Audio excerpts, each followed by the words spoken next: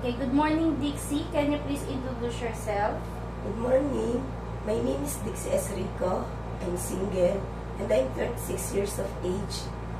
I have 2 years experience as a housemaid here in the Philippines.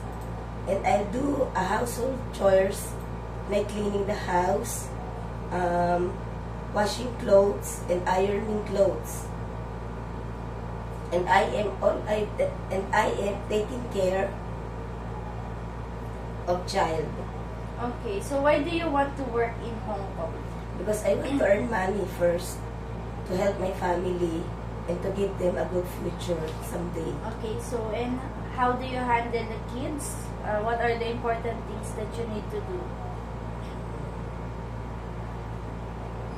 So if you will take care of the kids, so what is the first important things that you have to do? To take care in a good way of how to carry children or a baby if you have. Okay, can you cook? No, but I am willing to learn how to cook the Chinese food. Okay. So regarding the room, what do you prefer? Your own room or you can share room? Own room. Own room. Okay. How about if you have a co-helper? It's okay to share. Okay. So can you also promise us not to borrow money with your employer or any lending company in Hong Kong? Can you promise us not Yes, to yes. borrow? Okay. So you will not borrow money. Yes. Okay.